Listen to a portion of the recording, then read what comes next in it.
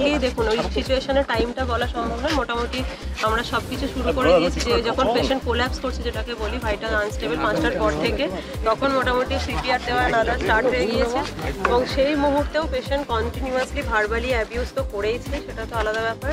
তারপরে যখন প্রত্যেকটা মুহূর্তে পেশেন্ট খারাপ হতে শুরু করছে, আমি আমার সাথে যারা আমার মানে আমার যারা ইন্টার্ন ছিল তারা প্রত্যেকে মানে অ্যাবিউজ, প্রত্যেককে মানে ফিজিক্যালি ধাক্কা দেওয়া হয়েছে। আমার কলিগ তাকে তো লিটারেলি একদম পুরো গলা দিয়ে ধাক্কা মেরে দেওয়া হয়েছে, সেও যখন আসে হেল্পের জন্য।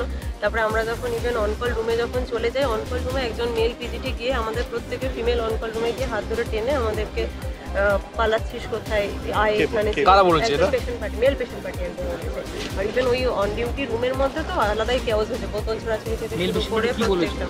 মেল পেশেন্ট পার্টি কি বলে পালাচ্ছিস কোথায়, এখানে সিপিআর দে, সিপিআর স্টপ করলে আর্জিকর হয়ে যাবে, তোদেরও শ্বাস নিয়ে নেওয়া হবে, প্রচুর মানে আরো অনেক কি আর্জিকর করে দেবে বলছে। কি বলেছে ওদের? দিদি একটু এদিকে ঘুরে, দিদি একটু এদিকে ঘুরে, দিদি একটু এদিকে ঘুরে। সোমবারে দিদি অতটা দূর থেকে বললে আসবে না, একটু আসুন না।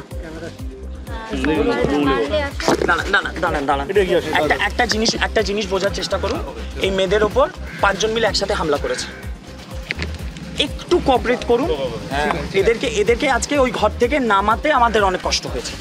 এই জিনিসটাকে কিন্তু বারবার লাইট অন না, এরা নিজেকে লক করেছিল।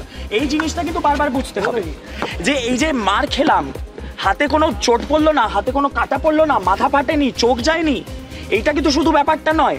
এই যে প্রত্যেকদিন একটা হাসপাতালে ঢোকা, এই ভয় যে আজকে মারটা খাবো কি খাবো না। আজকে একটা 3টে মেয়েকে মিলে 20 জন 15 জন মিলে এইভাবে একটা ঘেরাও করে দিচ্ছে যে তাদেরকে তাদের মানে লিটারালি প্রাণ ভয় পেয়ে তাদেরকে অন্য একটা ঘরে গিয়ে তার মানে দরজায় ছিটকিনি দিয়ে ভেতরে ভয়ে থাকতে হচ্ছে যে আমরা 5 জন ওদের বন্ধুরা, ওদের সিনিয়ররা সবাইকে যখন নক করছি ওরা আগে জিজ্ঞেস করছে কে তুমি। আমরা বলছি যখন আমি আকাশ দা, তো বলছি না আগে ফোন করো আমায়। এই মেন্টাল হ্যারাসমেন্টটা একটা বিষয় মাঝে মধ্যেই শোনা যাচ্ছে সাগর দত্তে মানে চিকিৎসা হবে রোগী মৃত্যু হচ্ছে, এই ব্যাপারে আপনারা কি বলবেন? মাঝে মধ্যে আবার সেই একটা কথা, চিকিৎসা হয়নি, মৃত্যু হয়েছে, মিসট্রিটমেন্ট, ভুল ট্রিটমেন্টের জন্য। পেশেন্ট বলছে যে ডাক্তাররা বসে থাকছে, কথা বলছে, কিন্তু পেশেন্টকে চিকিৎসা দিচ্ছে না, এটা অভিযোগ করছে ডাইরেক্ট ক্যামেরা। আগেন অভিযোগ যদি কারুর হয় সে জানাতে পারে, একটা গ্রিভান্স রিড্রেসাল সিস্টেম এই হাসপাতালে রয়েছে, তারা জানাক। তো যেখানে আমাদের হসপিটাল অথরিটি আছে যে অনকল যেই এই কাজটা করুক, যদি কেউ করে থাকে যেটা পেশেন্ট এসছে আজ বসে গল্প করছে, যদি এই কাজটা কেউ করে থাকে তাহলে তার নামে কমপ্লেন হবে, তার তো একটা ইনকোয়ারি বসবে, তার নামে একটা শো কজ লেটার হবে।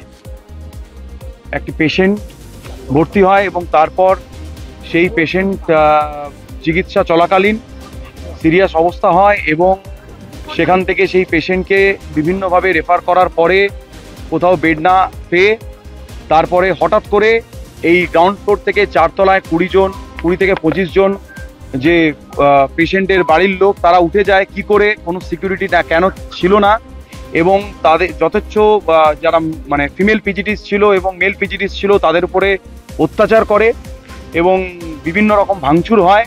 সিস্টাররা ছিলেন, জিডিএস স্টাফরা ছিলেন। আমার প্রশ্ন এখানেই যে বারবার যে পয়েন্টটা আমরা হাইলাইট করতে চাইছি যে হসপিটালগুলোতে সিকিউরিটির যে ব্যবস্থা সেইগুলো কিন্তু এখনো পর্যাপ্ত পরিমাণে নেই। সেই জায়গায় দাঁড়িয়ে সাগর দত্ত মেডিকেল কলেজে আমরা WBJDF এর তরফ থেকে এখানে এসেছি। কর্মবিরতি যেটা অ্যানাউন্স করেছে সেটা শুধুমাত্র সাগর দত্ত মেডিকেল কলেজের যে ডাক্তাররা তারা অ্যানাউন্স করেছেন, জুনিয়র ডক্টররা নেই। যে নিরাপত্তার বিষয়টা বারবার যতই মৌখিক আশ্বাস হোক, সেই নিরাপত্তার জায়গায় প্রত্যেকটি মেডিকেল কলেজে একটা বিশাল বড় ফাঁক থেকে যাচ্ছে এবং আগেও আমরা দেখেছি, এখনো দেখছি। পরিবার কাণ্ডের সময় 2019-এর পরে অনেক রকম নিয়ম নীতি হয়েছিল, তারপরেও এই ঘটনা ঘটেছে, আবার আজকে এই ঘটনা ঘটলো। সেই জায়গায় দাঁড়িয়ে আমাদের মনে হয়েছে যে এটি চরম একটি হতাশার কারণ সমস্ত ডাক্তারদের কাছে। সেই জন্য Sagar Dutta medical college junior ডক্টররা কর্মবিরতি ওরা ঘোষণা করেছে। WBJDF কালকে নিজেদের মধ্যে বৈঠক করে আমরা আমাদের সিদ্ধান্ত জানাবো। এখানে একটা আউটপোস্ট করা হয়েছিল নিরাপত্তার জন্য, তাহলে সেই আউটপোস্টের কোনো ভূমিকা কি? সেটাই তো প্রশ্ন।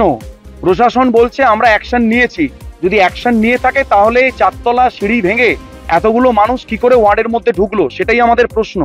এবং ওখানে যে ফিমেল, ওটা কিন্তু ফিমেল ওয়ার্ড, ফিমেল পিজিটিসদের ঘর, ওরা নিজেদের ঘরে ঢুকে গিয়েছিল আত্মরক্ষার জন্য, সেই ঘরের দরজা ভেঙে তাদের হাত ধরে টেনে আনা হয়েছে। এই ঘটনা কেন ঘটবে, এখনো পর্যন্ত কেন ঘটবে, এটাই আমাদের প্রশ্ন। এটা চরম হতাশার। এবং বলা হয়েছে ওখানে দাঁড়িয়ে কেউ কেউ বলেছে যে আরেকটা আরজিকর করে দেবো। তাহলে এইগুলো কি হচ্ছে, এগুলো কেন হচ্ছে?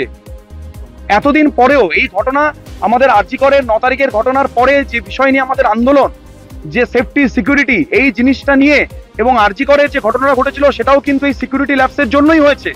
তাহলে আজকে যদি সেই রকম একটা ঘটনা ঘটে যেত তাহলে তার দায়িত্ব কে নিত? এই প্রশ্ন আমার থাকলো প্রশাসনের কাছে। পেশেন্টের পক্ষ থেকে বলছে তারা 20 জন ছিল না, তারা কয়েকজন। সেটা আমাদের সিসিটিভি ফুটেজ আছে, সেটা নিশ্চয়ই দেখা হবে।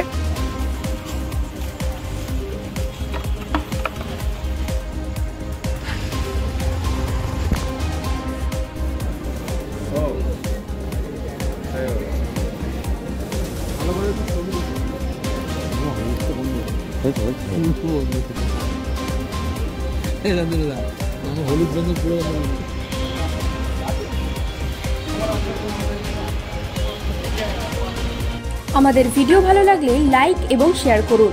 কমেন্ট সেকশনে গিয়ে জানান আপনাদের মতামত। আরও ভিডিও পেতে আমাদের চ্যানেল সাবস্ক্রাইব করুন এবং প্রতি মুহূর্তে খবরের আপডেট পেতে প্রেস করুন বেল আইকন।